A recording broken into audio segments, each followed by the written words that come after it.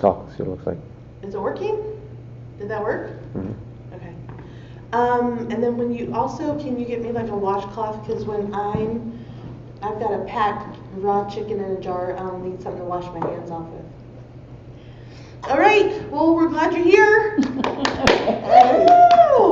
All right, so we're doing pressure canning today. Last month we did water bath canning. So I'm going to talk about just a few minutes. I'm going to actually get this guy up and rolling. I'm not going to can anything. I'm just going to show you, demonstrate what it looks like when it starts to jiggle, all of that kind of stuff. So that's what this is going to be.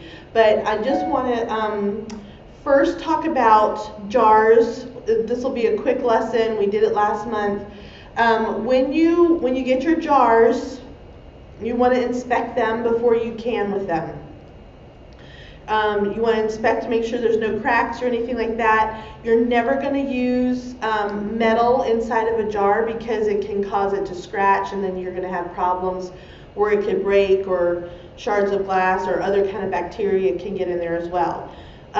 So you're going to run your finger around the rim, making sure that there's no nicks or any kind of breakage up at the top, because if so, then when it seals, little things can climb through there. We don't want anything, little or otherwise, climbing through our jars. I check my jars at least 3 different times. It might be, I'm very, I guess that's about the only thing I'm OCD about. That's about it. If you come to my house, there's nothing else. Is checking the rims of the jars. Because you may miss it, especially when you're working with food. You may miss something, or maybe a little piece of food gets dried on there after you've packed it, and you wipe it off, you check again. So I check before I wash the jars. I put them in the dishwasher. I wash them / sterilize them, however you want to prepare the jars that way. I check them when they come out of the dishwasher. I check them before I put food in them, and I check them before I put the lids on them. Thanks, sweetheart. No washcloths. Oh, okay. That's fine. Only needed one picture, but I have a backup for a backup. backups. 3 is 2, right? So you're going to be really careful when you're working with your jars to make sure that the rims, this is where they crack the easiest, is up here at the top. And it can be from anything. It could just be that they've been used a lot of times. That's the one thing really great about canning jars, is that they get to be used over and over and over again. So once you make your initial investment, other than buying new lids, you just get to reuse them. And so they become, I don't know what that word is, the depreciation becomes, is that the right word I'm looking for? Right, Sam? Is that what I'm looking for? When you depreciate your jars like a vehicle? Okay, so make sure you're checking your jars, whatever you're using. Excuse me. By the way, I had a cold all this week, so there might be some coughing and whatever involved. Okay, so excuse me. So when you also want to get yourself the newest ball book. This is what they call the blue book, and this is on food preservation. So it has dehydrating, freezing, water bath canning, pressure canning. This is where you want to go to get information on how long you want to keep something in a pressure canner. So for instance, if you're doing meat like chicken, a pint gets put in under pressure, 10 pounds of pressure for 75 minutes. So you need to know how to deal with meat, or green beans are less, tomatoes are less than that. So you just need to know this is your Bible, basically, is what you want to do with this. So you go to for that. Now, I have these 2 pressure canners here are Presto.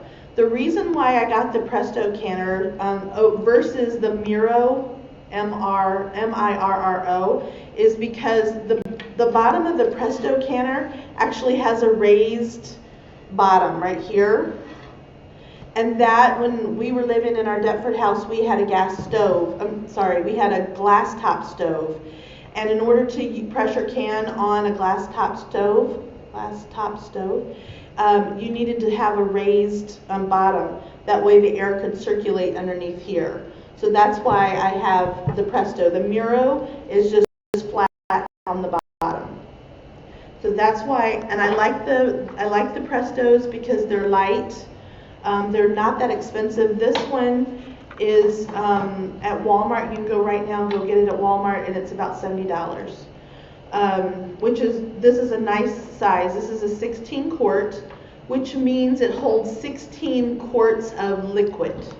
Not that it'll hold 16 quart jars. I have a girlfriend who's like, that 16 quart, it only holds 7. I'm like, no, that's not what we're talking about. We're talking about the liquid in here, actually. Excuse me. Okay. So, in your pressure canner, so this one here is a 16 quart, and this one is the 23 quart. Now, you'll notice that this one has a gauge on it that'll tell you what the pressure is.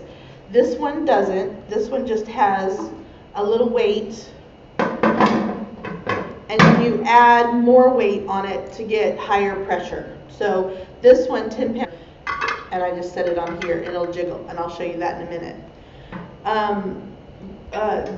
The great thing about the 23 quart, it's actually not that much more expensive than the 16 quart, but you can double stack pint jars in the 23 quart. In the 16 quart, you're only going to get one level, and you'll get, if the regular size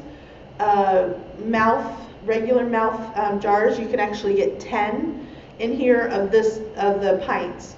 The wide mouth, I think you can only get 7. I haven't tried that because they're smaller diameter. You can only get 7 quart jars in here, but 10 in this way. The good thing about the 16 quart is that it heats up really fast and it cools down really fast. So you can move through, depends on what you want to make. I made some beef bone broth about a month or so ago, and I think I had, I don't remember now, maybe seven pints. So it might have been more. And I was able to just quick can it in here. I wasn't going to pop open that big one because that one does take longer to get going. So in this top one though, I can actually get, you can see I can actually get two pints on top of each other. Mm-hmm. So this way, if I could get 20 regular mouth in here and do it that way. So that makes things go a little faster if you have a lot of work to do. In the past, when I've canned chicken, I will get the Zaycon chicken. You can get, go to zayconfresh.com. They actually have chicken coming to the area in about 3 weeks, December 7th, down in Wilmington. And you pick it up and it's only $1.49 a pound. And it's boneless, skinless chicken breast. And so I'll usually get about 80 pounds of chicken, and I can do, a pound goes in a jar, and so I can do 20 pounds of chicken at a time in the big one. Yes, sir? Burlington Beef also has a lot of sales. Okay. They had it for $1 a pound. Oh, really? I've never seen it that cheap before. Wow. Why aren't you sharing this with us? I just did. Right, it's on sale right now? I'll check. It was last week and the week before. It might be again. Okay, so we need to know when it happens. Yes. Yes. I will check right now. All is well, no worries. Now, what I do is I actually have 2 of these racks. This goes on the bottom, just like in a water bath canner. We don't want the jars to touch the bottom of the canner. So this keeps them off just a little bit. So you can go online and you can buy a second one. This large one only comes with 1 rack. This one comes with 1 rack also. That goes in the bottom, and then you would load your jars in here. I would do that, and then I would put this one on top of those. I rest it on top, and then I would fill the rest of my layer that way. So that's how you get a double stack of jars in there. So if you have, yes? $1.09 a pound currently. So it was $1.05 before that. It was oh, okay. $1. And it's boneless, skinless. Did you get some? Yeah, I got 40 pounds of it. Was it good? I haven't tried it. Okay, there you go then. That's good to know. Yes. Burlington Beef, they're in Monroeville. Oh, okay. Yeah, we need to know this. We have to Sorry, help each other I will out. post it in the group next time. I see Yeah, it. that would be fantastic. That's what we do. We help each other out. That's right. Okay, so that's what you're going to do with this. That's why you want this large one. And it doesn't, if you're not going to can as much as I can, which obviously, like I said, I do 80 pounds at a time, so I want this great big one. If you're going to do something a little bit more, less like me, I would just go with this smaller one. I think it's a great beginner's canner. It's light. You picked it up, Sister Friant. That's the size I had. This is size, so it's not that heavy compared to this one over here, which is the same size as this one. This is an All-American canner, and it looks like a little alien spaceship or something, right?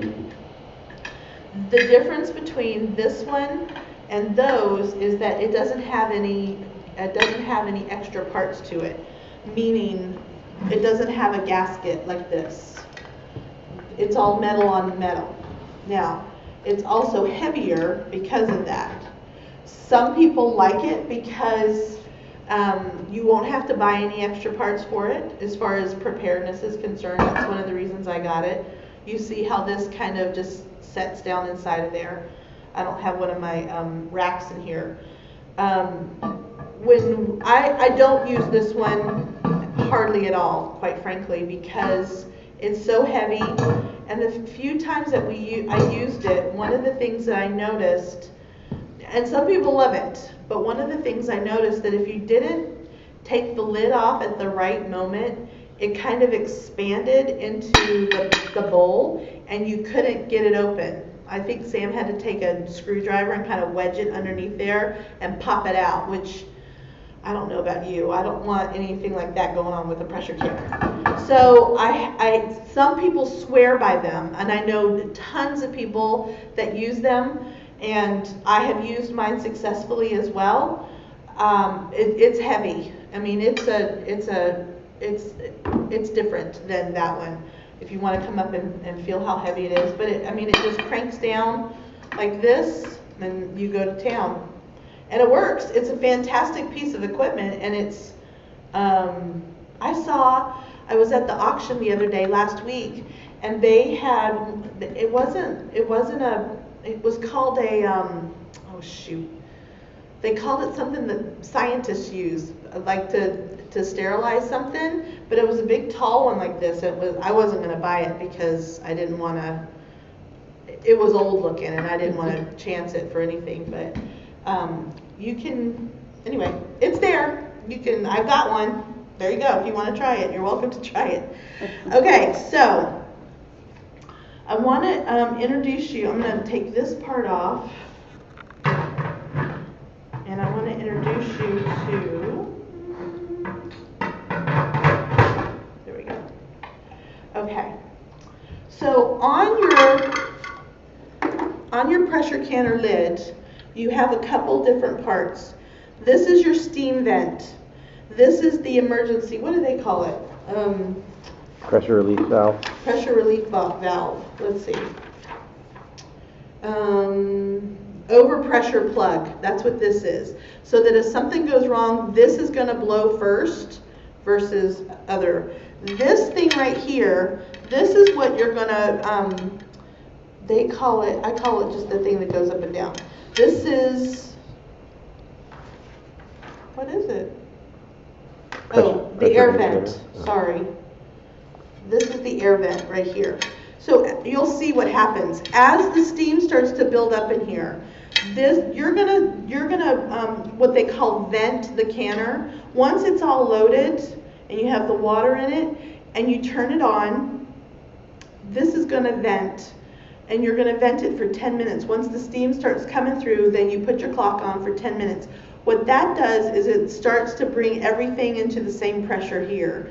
Then this little sucker is going to pop up somewhere in the middle of that 10 minutes, and you know things are in good pressure. That's when you're going to add your weight. And then you wait for it to start jiggling. And I'll demonstrate that in a second. This will start to jiggle. Then you start to time what the time is for the food. So I wouldn't start to time my chicken or my beef for 75 minutes until this started to jiggle. The same with this. I wouldn't start to time anything until this got to the right pressure. So at sea level too, you have to remember water boils at a different temperature than it does at higher altitude. So we're good here in New Jersey, but anybody who may be watching, or if you move away from here, make sure you check your ball book and know what pressure you have to can it at higher pressure if you're at a different altitude. Okay, so those are the three things. Plus you have your rubber gasket in here. So you want to check it, make sure it's not getting dried out. And just, I don't take it out every time, I'm just showing you it comes right out. You can rub a little oil on it to keep it lubricated if you're going to store it for a while. And just keep that in there, pop it back in. I had an interesting experience. I actually own 2 of this size of the Presto. And I was canning that beef broth the other day, and I vented this out for 10 minutes. This popped up, and I put my pressure plug, my weight on it, but it would never start to jiggle. This little black thing on my other lid just kept spewing steam. So I was like, so this guy is broken on my other lid. So I had to get a replacement for this, which is easy peasy. This, you can buy them on Amazon. It comes with a rubber gasket, and it comes with this as well. All right? Yeah. True Value used to carry them. Oh, really? Gaskets and stuff. Oh, really? Uh-huh. Okay, that's good to know. Because that's where I always got mine, in Pennsville. Oh, True really? Value. Mhm. True Value. Yeah, I don't know if other hardware stores carry it or not. I've never even looked for it. It's good. I know they do. And how often do those typically last? I have never changed this gasket. Like I said, that little plug on here, that's the first time I've ever seen anything like that fail, and I was really kind of shocked. But also thankful because it let me know that it wasn't working. You can buy, I think this was like $8 for the 2 of them, maybe $9, something like that. I bought it on Amazon. So this is something where you can buy a couple of them. If you don't want to get something like this and you want to, by the way, that pressure canner, I think it costs $150, $175. They're really, really expensive. I have a friend who actually has an All-American canner that holds 2 quart jars deep. So it's huge. It's a huge pressure. And talk about heavy, great day. Sorry. All right, so that's what's going on here. Before you can, you want to double check, make sure everything looks good on the inside and the outside. And then you want to look through this vent pipe right here. You want to look through there, make sure everything's clean, always look through there. You want to do all these little double checks like you're going to go on an airplane or something. You're double checking. Because I've had a couple times where food's been stuck inside of here and I needed to take a toothpick or whatever and stick it through there. Because you want your hole to be open so it can vent properly. All right, so what I want to do, typically, I don't have my manual that comes, it's somewhere in my house, but I just printed it off. It's online. You can print it off. The first 8 pages are really the manual, then the rest is all recipes and things like that. They'll tell you to fill this up with 4 quarts of water, approximately. So I'm not going to do that with this just because I'm going to demonstrate. What'll happen too is once you fill this up with your water and you start to put your jars in there, there will be water displacement. So obviously the water will rise inside of there. Then they want you to put in white vinegar. You don't have to put a bunch in, like a half a cup or something. Quarter of a cup, I just eyeball it. It's really not that. That must be something new, because I've Never heard that? No. So the reason, there's a couple reasons. Number one, it keeps the odors that are in here from staying in here. Like mine still smells a little, this one smells like chicken still a little bit. You can, hey, when it's under that kind of pressure. And it also keeps it from staining in here very badly. Though mine still has a bit of a stain, but I mean, I've used it a lot. But that's the reason why you put it just kind of helps with odor control, and it also helps with cleanup, I find, because things like hamburger, it tends to kind of boil up and out of underneath the lid, and so your water ends up a little greasy, a little fatty, and so that vinegar helps with that as well. All right, so I've done that. I've got my, we'll pretend that I've loaded my jars in here, and then you'll see on here, you can't see, but there's a little V right here, and it says open. And right here, it'll do the same thing. You align it with the arrow. So I kind of put it on a little cockeyed, and then I close it shut just like that. So are you saying that you start heating the water up with the cans, Yes. with the food in there? Yes, that is correct. Great. So it's different than Yes, water. different than a boiling water bath.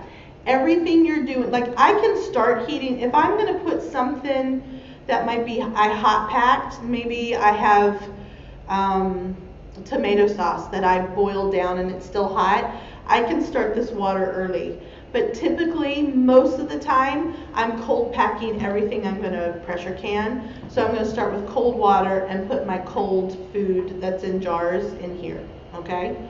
But that's a great question, thank you. Whereas in a boiling water bath, you want to bring that up to temperature, unless the food that you have is cold. So you could you could freeze it the night before and put a frozen thing in there? Well, Probably not a good idea. no, I wouldn't do that. I think that would be a little rough on the glass. Yeah. I wouldn't. Same temperature fluctuation. You can, by the way, this is a pressure canner. You can pressure cook in a pressure canner. So if you needed to make a big batch of something in here, you can pressure cook in here.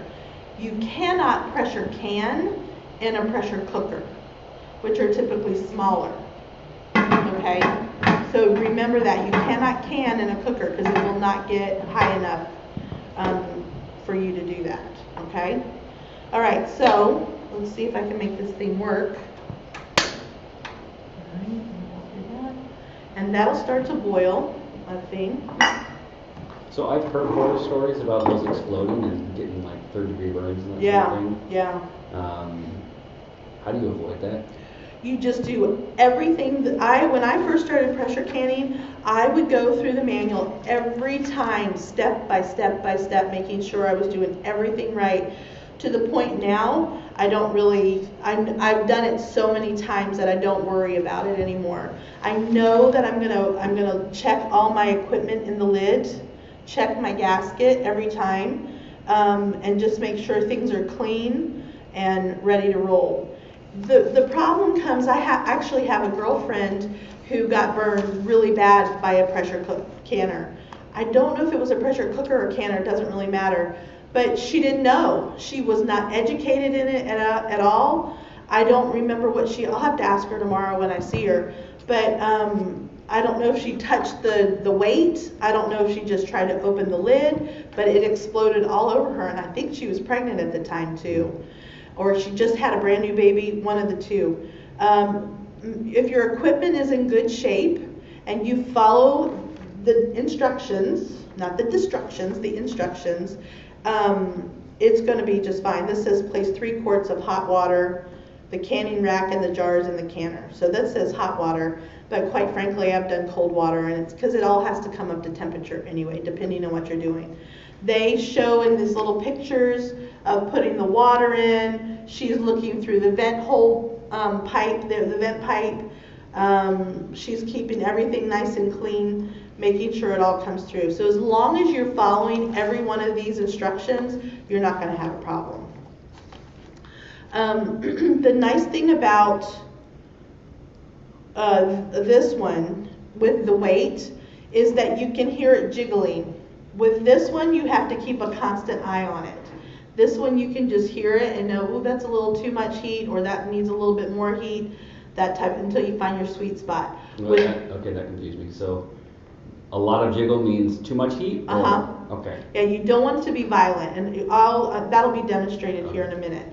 This one, however, you have to keep an eye on, and often I will just park a chair in the kitchen and keep an eye on it.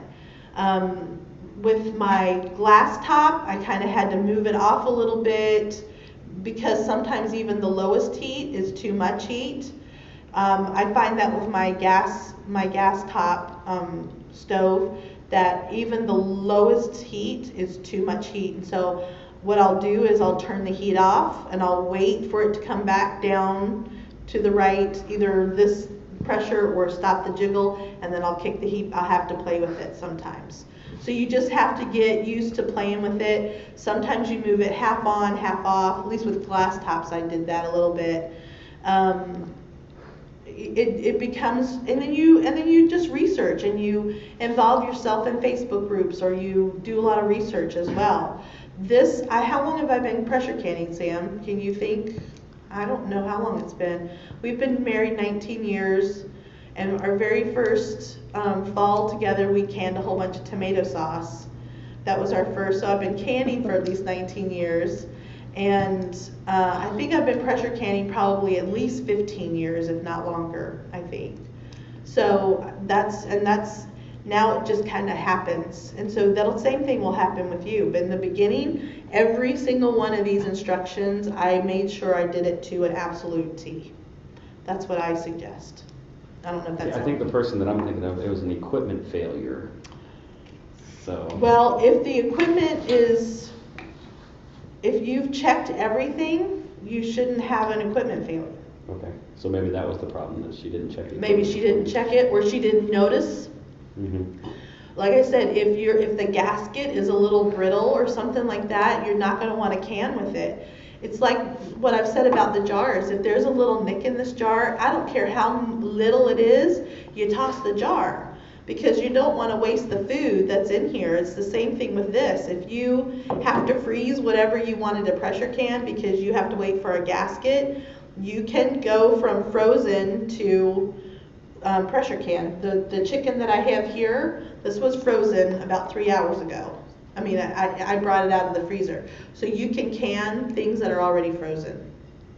But if she didn't check her vent pipe, or she didn't make sure, I don't know. I don't know what happened. I've not heard of any, other than what you're saying. Unless people go and fool with it, I haven't heard of anything like that happening. Of course, I haven't really asked. That's a good question. I may go into one of my forums and ask just to see if people have had that experience. I don't want my kids in the kitchen because even though I trust what I've done, it's the same kind of thing. I just want to make sure that everything's okay. I'd rather them not be in the kitchen when I'm pressure canning, not for a long amount of time. Just one of those things. All right, so this is heating up the water in here. We have, come in. How are you? Glad you could come. I've just got this pressure canner all hooked up to do a little demo of what it looks like and sounds like. We've talked about equipment in the past. So depending on what you are canning, you have your funnel. We talked about that this comes in a little kit, I think for like $10 at the most. You're going to want your tongs. Here's your little magnet wand to get the lids out of the hot water. Nowadays, lids don't have to be boiled. So you want to read on the back of here. For instance, this one says prepare your whatever it is you're doing. Do not boil. Heat the jars and the lids in simmering water until ready to use. Do not boil. So you don't have to boil your lids, but excuse me, just read the back of the instructions. Some of the newer ones, this is a little older, some of the newer ones don't even need, you just need to run them under hot water, like out of the sink. You can run them out of hot water. So just make sure you know what your lids need. Okay, so I want to show you, let's see, this one's the water. I'm going to kick this over because that's how it works in my life. All right, so what I want to show you is a couple things. So one of the things that I like about regular mouth jars is that when you're packing things in, this little shoulder right here, it helps, like especially peaches, it helps to keep it down in the jar, okay? So, but you can go either way. If you're gonna use wide mouth, you'll get more food in the wide mouth, but the regular mouth, you'll get more in a canner, and it'll help things from floating away in here if you're doing fruits and stuff like that. So, I think I left my salt at home. So this is a can of chicken a jar of chicken that I canned. I canned it raw, so I just pack it in there raw, and That is so cool. you think that's cool? Because I'm thinking of all the effort that I'd have to go through with, and I assume you'd have to cook it, and then shred it, and then put it in the can. You can, but you don't have to. Hey, Yay, we've got a little steam coming out of there. it's like a rocket engine. Yeah, it is. So what I did is I had some chicken breast. All I did was cut it up into chunks. It can be as big or as small chunks you want. Doesn't really matter. This will come out shredded. Once you get it out into the bowl, you'll just be able to pull it apart. It makes wonderful chicken enchiladas or chicken salad or anything like that that you like to make chicken dinners, you know, any kind of chicken. And this, you can eat it right out of the jar because it's cooked and sealed. All right, so I'm going to use the wide mouth. Let me go finish this. Normally, I have salt, and I put a little bit of salt in the bottom of I'll put like a teaspoon or so of salt in the bottom of here because it'll just help to flavor this. Now what happens, the water that's in here, that's all broth that the chicken made. So I didn't put any water in here at all. So you're just going to take this. I would have had salt in the bottom of there. And you're just going to put it in here, pack it in. That is so easy. It is so easy. I have to tell you, I find canning meat to be way easier than jam even, because this is it. So then, wait, you want to give it about an inch or so of headroom. That's pretty good. Okay, so what I would do next, since I'm not going to be processing this, I'm just going to take it home with me and then cook it for my children to eat. Okay, so this is ready to go. We've already checked the rims of our jars multiple times. We know that the jar is in good shape.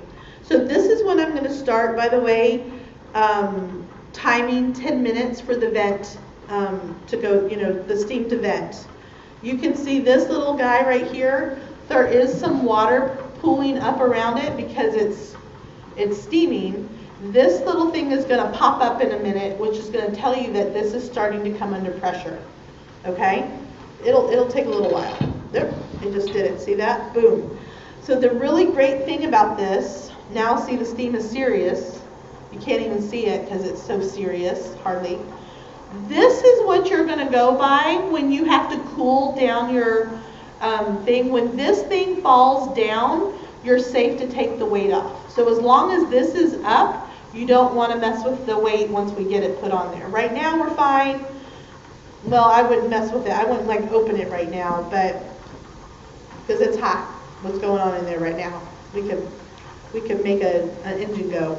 All right, so I've got this loaded in here. I don't have to put any liquid in here at all. You can if you want, but you don't have to.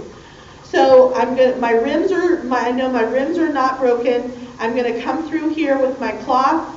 I'm going to kind of pinch around the rims here like this and make sure everything's cleaned off because I don't want any kind of gunk on here. Again, because bacteria grows. We don't want bacteria in our food, really, ever. I'm going to go with ever. And then my lid has been simmered. I'm going to put that on there. I'm going to put this on top of here. And my jar is ready to be pressure canned for 75 minutes for a pint. I believe it's 90 minutes for a quart. Okay? I don't start the clock on this until I get my weight on here. I'm going to let that vent a little bit longer. Then I'll put my weight on. The weight will start to jiggle. When it starts to jiggle, then I start the clock for the chicken. Okay? So you can see how quick and easy this is to can meat. And then you have shelf-stable meat. I found I was down in my food room cleaning yesterday, and I had put together these bags of easy to make meals. So I had canned chicken in there, I had a can of, I think, enchilada sauce, some rice, some other spices and stuff, so you can make this quick enchilada meal type thing. Well, it got shoved to the back of a shelf, and I found it yesterday. This chicken was actually canned in 2010, and it's perfectly fine. I was like, yay, I've got chicken, because I've run out of my canned chicken. So this is fine to eat. It's still sealed. Typically, I'll say this. I try to eat my canned meats within 2 years. That's my typical goal. So I keep it rotated like that. But this is fine. I'm not going to worry too much about it. All right. This is hamburger. Now this was raw canned hamburger. That's why you see this little level circle of fat, because I just plugged it in there. It made its own broth, and then the fat rose to the top, and that's what this is. It's perfectly fine. There's nothing. It looks disgusting, but it's okay. It's a good thing. Now, recently I haven't full-on researched it, but it's my understanding that raw packing hamburger is not suggested any longer, because the heat trying to get to the middle of it, for instance, you don't can pumpkin. You don't can pureed pumpkin because it's too thick to get to the middle for the whole thing to be completely heated up properly all the way through. It's too dense. Pumpkin, I'm trying to think what the other ones now. I can't think off the top of my head. And I've heard the same thing about ground beef. So what I would do now, if I have a whole bunch of ground beef, I actually boil my ground beef. That sounds really disgusting, but it's not. What happens is you boil it, and then you dump it out through the nice colander, and all the fat goes down the drain as well, if you don't want fat. And then you just have, and then I kind of put it in a pan and kind of sear it a little bit. But you can do it either way. And then you would put your ground beef that's cooked in a container, in the jar. It looks much prettier than this. And then you fill it up with water, salt water, put some salt in it and water, and then pressure can it.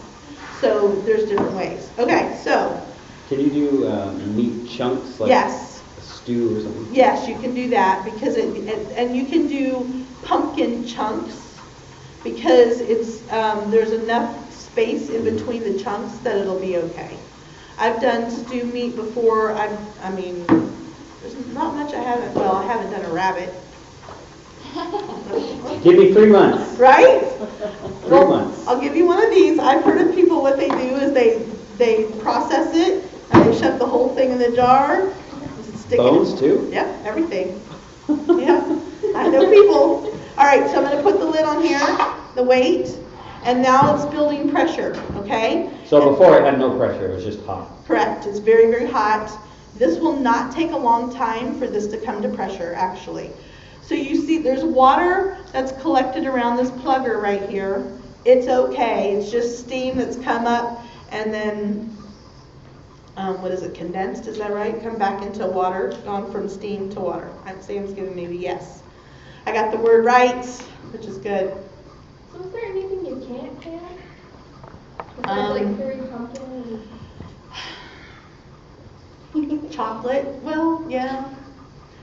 I guess you could do chocolate sauce. I've canned, it's not there's a lot of things that are not recommended to can. But I know people who have done it. I've canned butter.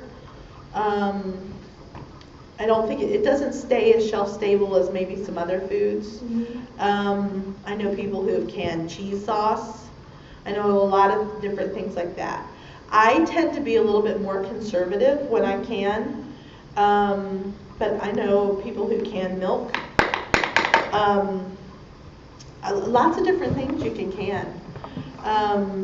You can can, like if you had too much stew, and you can I've done that before. I had too much stew, and so I didn't want to freeze it. Nobody wanted the leftovers, so I threw it in a can, threw it in my canner, and I have stew on the shelf. So lots of different things you can do. Canning, that's what's so wonderful about having this skill, that it's not hard. It's kind of funny how easy it is to can. I mean, I slapped some chicken in a jar. I mean, there was no skill involved in this. The knowledge comes from knowing how to operate the machine. I just want to make sure I didn't run out of fuel. Knowing how to operate, knowing what you're looking for. Are there any breakdowns in it? Different things like this is getting ready to start to wiggle. I've got some condensation, steam hitting the bottom of the weight, and it's dropping onto my canner, and it's kind of boiling, bubbling. Everything's fine. Now, I have had a couple of occasions where, because of the way I set it down, it didn't start to jiggle, and after a while it made me a little nervous, and so I kind of just touched it, and then it kind of like jolted it, and I just barely like tapped it. I don't want to mess with it. So this water that was all pooled up here, it's all evaporated now. Everything's evaporated. We're just waiting for the weight to start jiggling. Now, is it possible that all the water evaporates and then you're just boiling nothing? Yeah, it's possible, but if you get your weight on there fast enough, you have enough water in there that it shouldn't. So it's possible, not probable. Yeah, I've never seen, it's not that much water. I mean, steam is bigger than water, I think, or less big. Less volume. Less volume. I've been sick all week. Here we go. Listen, you hear it? How much does a pressure cooker cost typically?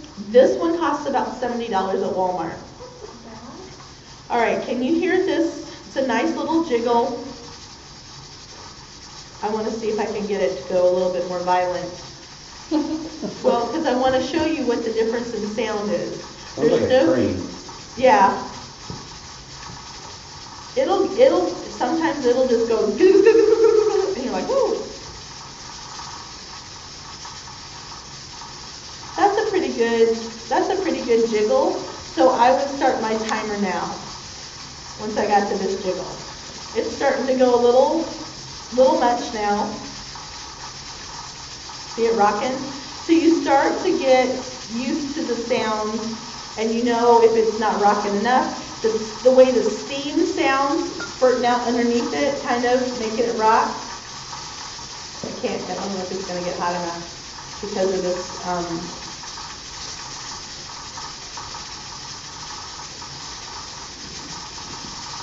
Usually I just don't think it's going to get hot enough on this. But you can hear a difference. When it's too much, it's very violent in the way it rocks. And then you know you have too much heat. You need to take the heat down and get it to calm down a little bit. This is my butane stove isn't going to get it hot enough. So then if I turn the heat down, let's just see what happens. Yeah, see how it calmed down a little bit? I turned the heat down. Is it always that immediate? It depends on the heat source. If it's an electric, it'll take a little longer. With the gas, it doesn't take quite as much. So you have that nice, you can kind of, so now that's not quite loud enough, but it's still a nice little jiggle in there.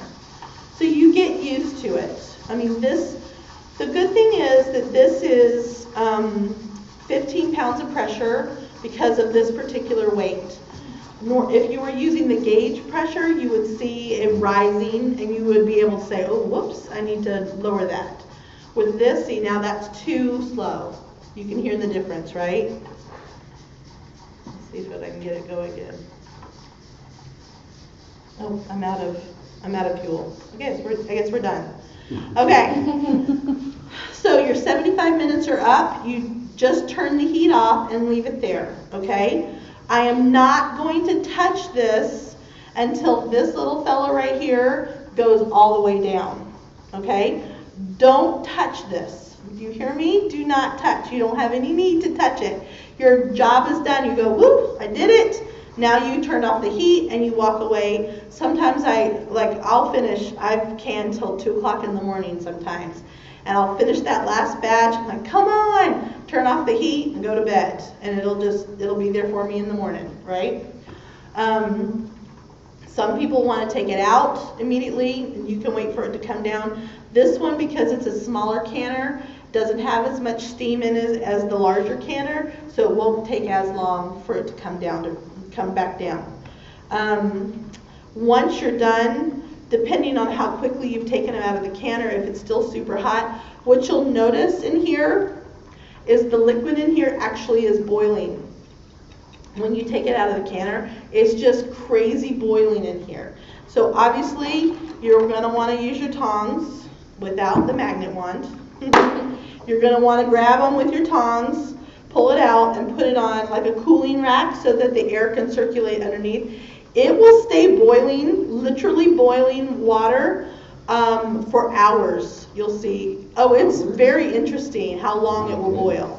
It does not cool down quickly. And that's after that's cooled down. After this is cold enough to take, that pops down and I can take the lid off, these suckers are boiling hot. It'll be boiling, and it will boil for hours. So just be aware that it'll be really hot. You're looking for the lid to be indented where you can't make that sound. I can't do that. It sounds different. Okay? You're looking for that. That means it's sealed. Once it's... Can you do it one more time? Yes. That's not sealed. Okay, this is hollow, and that makes, and you can also see it. You can see the bump in this one and this indented in that. So there's 3 different ways to tell. Once you've taken it out and it's done boiling, you want to cool it for a long, these take much longer to cool down than something out of a water bath. Because it's been under hot pressure for close to almost 2 hours. By the time you get this, because you have to remember, part of the canning process is the warming up. So the food is already in here when you're warming the pressure canner up, and then it's under pressure for 75 minutes, and then it has to stay in there for the cooling down time. So that whole process is the process of pressure canning. So 75 minutes is what, an hour and 15 minutes, and it probably takes 15 minutes to get it up. That one takes almost a half an hour to get it up to pressure, and to bring it down, it's almost an hour.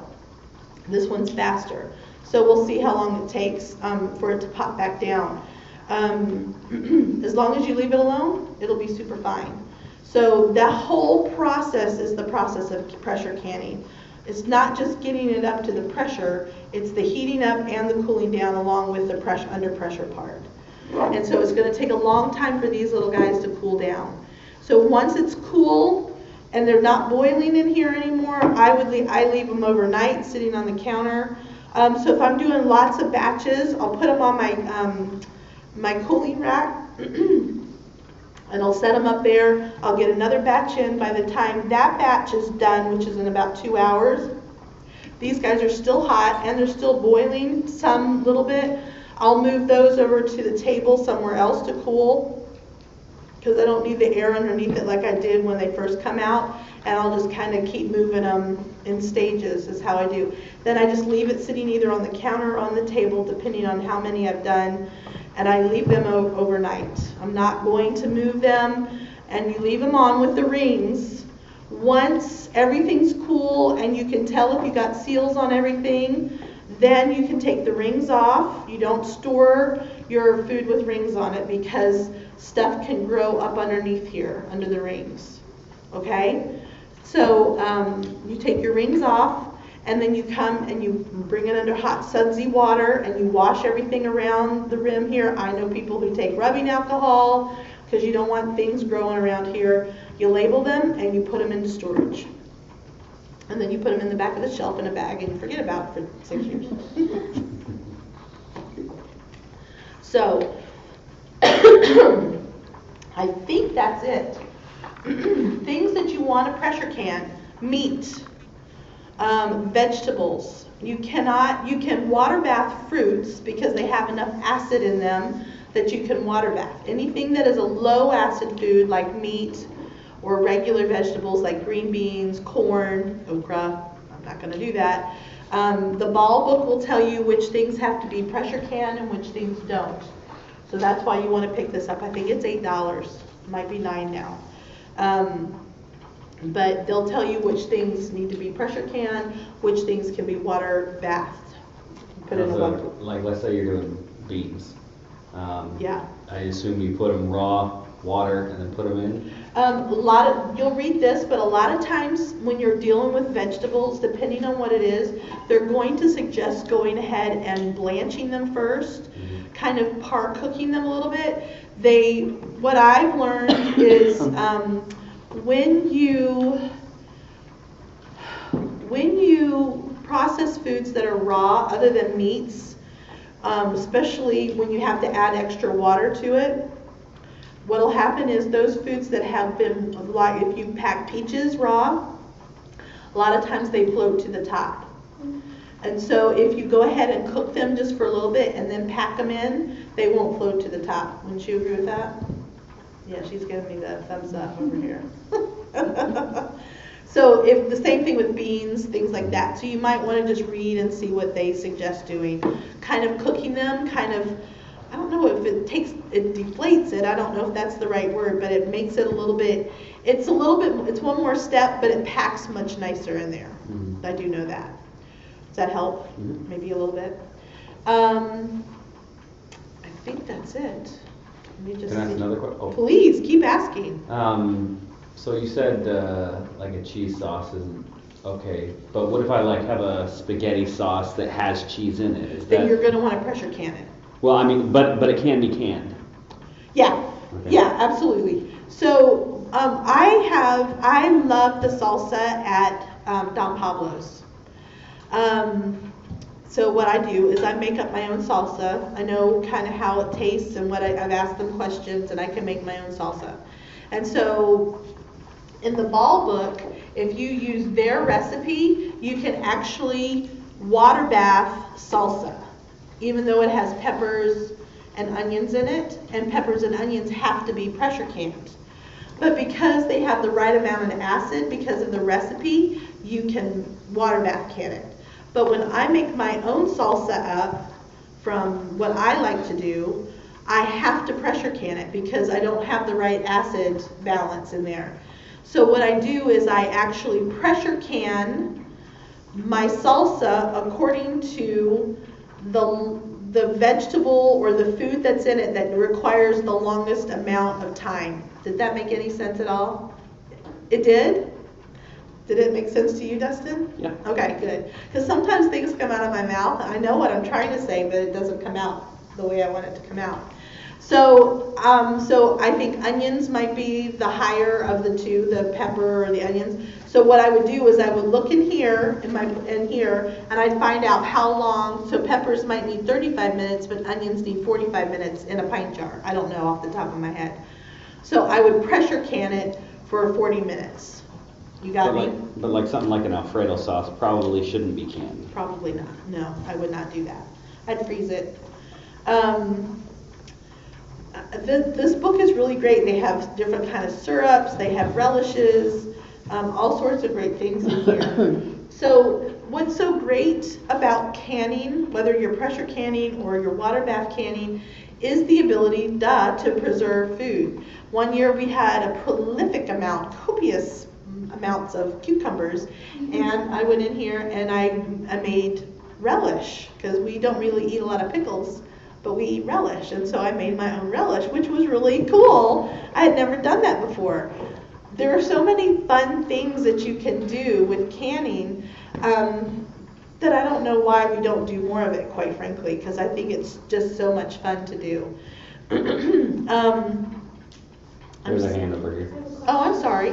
Can you pressure can anything? Yes. Okay. So Yes. You can water bath things and that's faster, but pressure can you can just do that. Yes. In fact, I've done the only difference between, I've done tomato sauce both ways, just to see which is better. Because if you do it in here, because I always do tomato sauce in quart jars, if you do it in here, the only difference is pressure cans faster than it water baths. but the cool down is what's the difference. Because in the water bath, once the 40 minutes is up for a quart, you can just take them right out of the water bath. But even though it only takes like 15 or 20 minutes in a pressure canner, I have to wait for this thing to come down. Can you hear the sounds in here? It's not as loud, the steam isn't there. This is gonna drop any minute now. A little bit of water boiling up.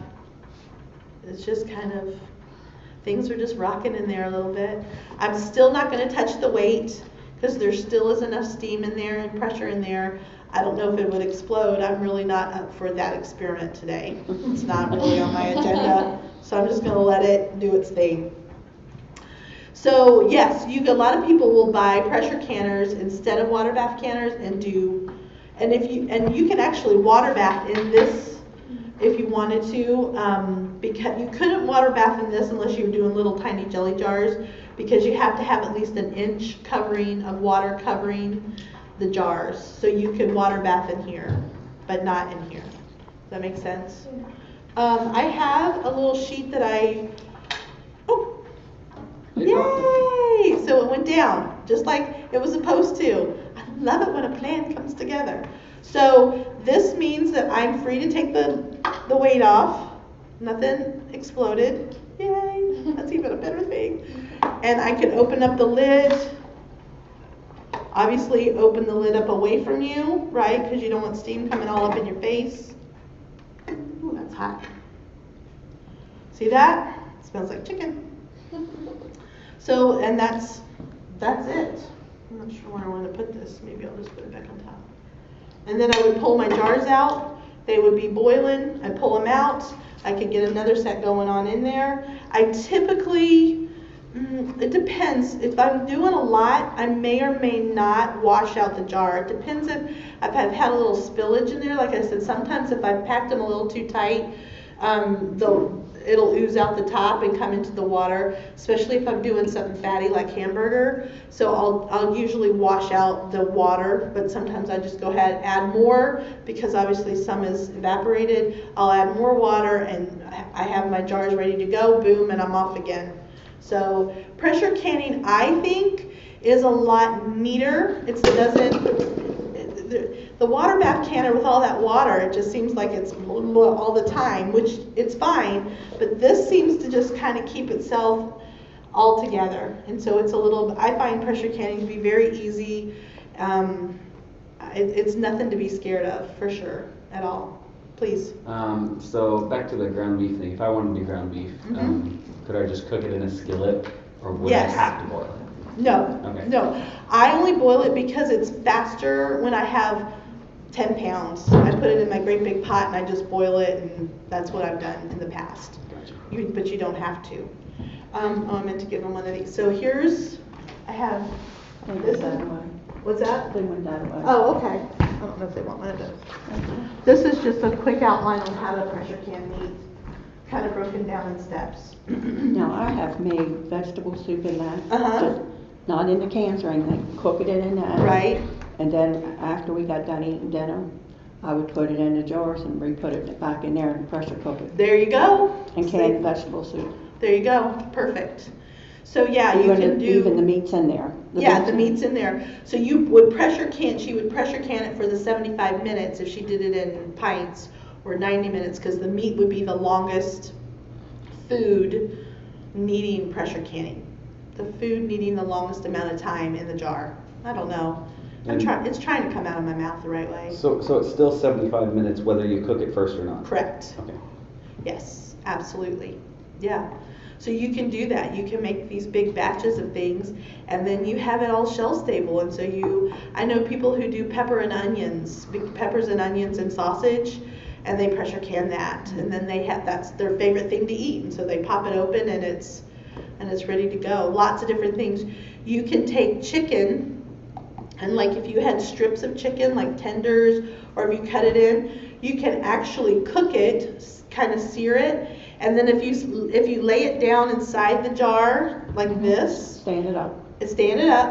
You can pressure can it, and then you can still pull it out and fry it up again, and you have like a chicken tender. You can do all sorts of things. I mean, ham and beans. I mean, there's nothing that you really can't pressure can if you have the right. I've done dried beans. So I put like 1/3 of a cup of dried beans and then the rest water and just put them in there, pressure can, and then they cook and there's beans in here. That's So awesome. there's lots of different ways that you can use pressure canning, but it's not difficult to do at all. It's very easy. It's just making sure your equipment is in good shape and just being very detailed. And I am not a detail-oriented person. Sam is shaking, not, yes, he does, I'm not. When it comes to this, I'm extremely detailed and I'm extremely, I know what I'm doing every single time. And if that requires you to read the instructions every single time, then do it. There's nothing wrong with making sure that you've got all those steps in place. So what would you say the most tedious thing to can is? Well, Prepping the meat, or prepping the, prepping is product. the hardest part. I would say water bath canning, peaches and applesauce are the hardest things, the tedious, most applesauce, because there's so many steps to applesauce. Don't you think, Sam? Even more so than peaches, don't you think? I've done applesauce. I usually cook Right. them on the stove first and then Right. put them in the jars and then do that. Yeah, but you gotta peel them and core them, Yeah. chop them up, cook them Yeah. down, blend it up, put them in the, it takes a long, it's good, it's Yeah. worth it, but it's a long. Yeah, that's what it was with the apple butter. It was very tedious. Very tedious. I think apples are definitely the hardest or the most tedious. None of it's hard. None of this requires any kind of degree and any kind of anything. Just do exactly what you're told to do. Get the ball book, read your manuals, and do exactly what's told. And that's it. It's easy peasy. Green beans, I think, takes the longest. You think green beans do? Just snapping them and getting them? Yeah. All right, Mhm. there you go. She says green beans. Yeah, I just hate cutting off the ends. That's the thing. Oh, it's just snapping them? Snap. What do you mean? Snapping the beans? The ends of the beans? I cut them. We snap them. Don't you Right. just Does snap that go them? faster? I just snap the ends off of them That's what we do. and pack them in the jar. Probably not, but that's the way we do it because you can sit and watch TV while you're snapping. I hadn't thought about that. That's what we do. I did the other day. Made some green beans like that. And Anyway. corn is the messiest, Right? doing corn. Yeah. When you cut it off the cob and all that, you know. Yeah. But it sure does taste good in the Oh, yeah. wintertime, doesn't it? So how does ground beef taste? Because I've had chicken, but I've never had It's ground beef. really good. Is it? It really is. You would never know that it's. Really? You would Huh. never know. The only difference is, especially packed in raw, is it's actually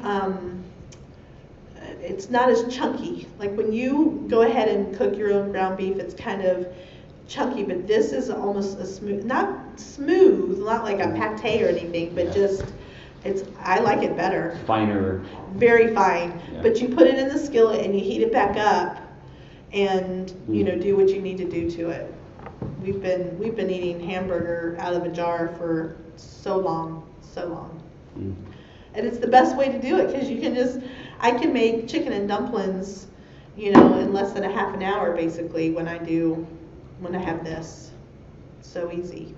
Now that the kids are older, they go through my canned foods faster because they I want some chicken salad, and they'll just. It's better to use egg noodles when you make chicken noodle soup, Okay. because you just bring it to a boil and you put your noodles in and you just shut them off. Okay. There you go. She knows. we have a remote question. Oh, good. Holiday Cookie Diva wants to know, what is an average shelf life for canned items? I guess it varies per fruit, veggie, etc. Right. So like I said, I try to eat my canned meats within 2 years. So the Zaycon Fresh sales come up about every 6 months, and I usually get about 80 pounds every 6 months, and so I'll rotate through that way. I do freeze some because we like to eat like a whole chicken breast or something like that. Like this hamburger was canned in 2014. So I just found this the other day, like I said, when I was cleaning, so we'll be eating this soon. So about 2 years, but as long as the seal is sealed, you're good. They found canned food, so it would be like this at the bottom of the ocean somewhere in Alaska or something. And it's like 100 years old, and they tested it. It was totally edible. The nutrition pretty much was gone, but it was completely edible. So I don't know why you'd want to eat it if there's no nutrition, but I guess if you're hungry, something is better than nothing. So hopefully that's a good answer. I would eat my canned foods within 2 years. That's what I do typically. But you can't do more than that. You can do more as long as the seal is sealed. You know, if it's not popped up and there's no little beasties in there. I found something the other day that was popped up. I don't know how long it's been popped up. Kind of scary. Any other questions? I'm so glad we got our first remote. I should like send you something. I don't know what, but that's pretty Right. cool. Pressure cannon. I just sent out I said, is any questions from our remote viewers? And she wrote me back. Oh, fun. I don't know who it is. Who is that? Who are you? Who are you, Holiday Baking Diva? Because you might need to send me something yummy. Holiday Cookie Diva. Oh, the Holly Cookie Diva. She gonna respond. Said, wow, longer than I thought. Yeah. Yeah. All right. Well, that's it. Tracy. Oh, Tracy. That's great. I didn't realize you were a baker. I would like to receive something. All right. I think that's it. I can't think of it. If you guys don't have any other questions, then we're good to go. And thank you for coming, and thank you for watching, and thank you, Sam, for your technology expertise, and you're free to go. Did you shut it off?